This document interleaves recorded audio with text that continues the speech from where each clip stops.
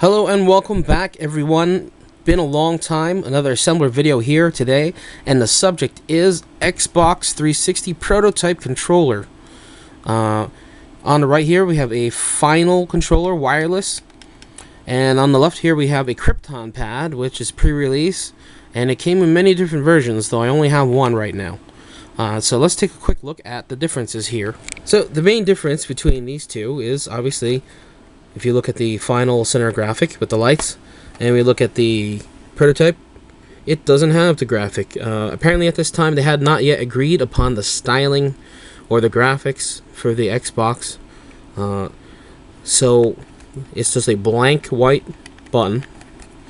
And it does have the 1, 2, 3, 4 lighting and the back and start.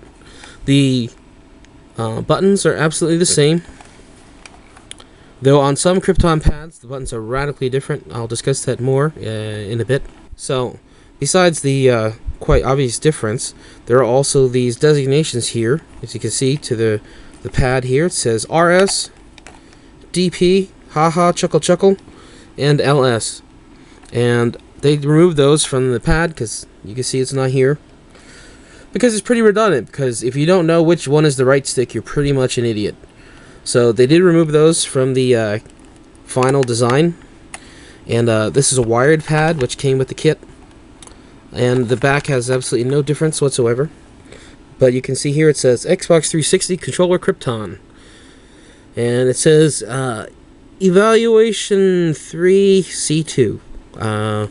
So some of the differences you'll see with these are the very early ones have absolutely no button at all. It's just a blank space, no button at all. And these buttons are radically different. They will be, let's say instead of rounded, it is flat buttons like you would find on a N64 controller. These are rounded, nice buttons. And there are several variations between this and the final. Some of this will have no lights, some will have lights, some will have absolutely nothing here but a space.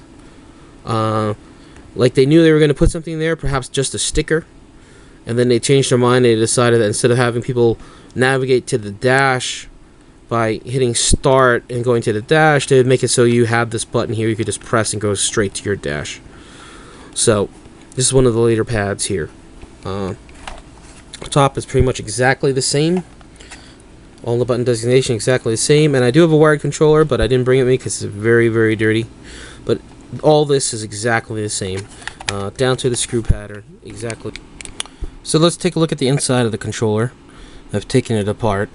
As you can see, it's pretty much the standard design you come to expect.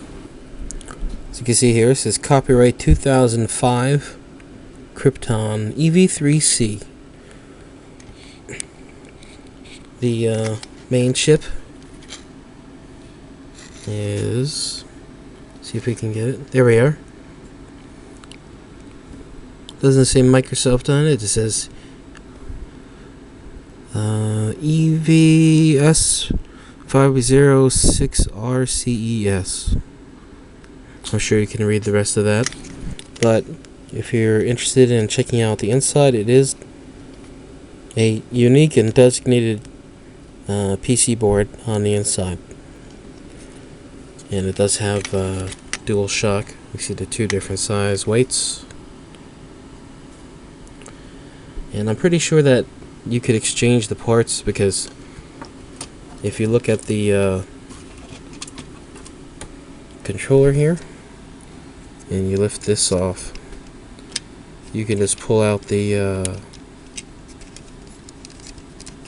white button,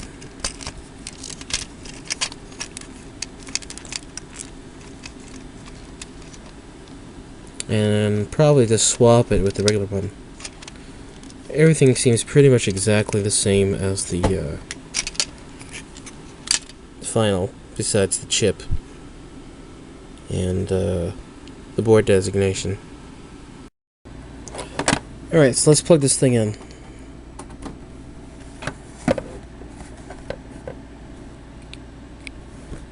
You see I found it, and it's recognized as controller.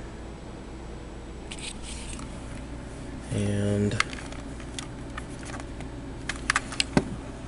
That's pretty much exactly the same lights. Well, it has exactly the same lights as the final controller. There you go. Prototype controller. Not earth-shaking, but still pretty cool to see. And the best thing about these, very affordable. You can get these for $50 to $100 for the really crazy one with no buttons and stuff. And they're on eBay all the time right now. I picked this up recently for $50 plus shipping. So under $60 investment. Pretty cool. Brand new, might I add, development item. Unlike PlayStation 3 prototypes, it does have quite a bit of difference. The PlayStation 3 prototype pretty much exactly the same from the factory. They didn't really change around too much stuff. So definitely a fun item, and if you're a collector, well worth picking up because you can actually use it on your Xbox. So there you have it. Thanks for watching the video. I hope you enjoyed it, and I will see you next time.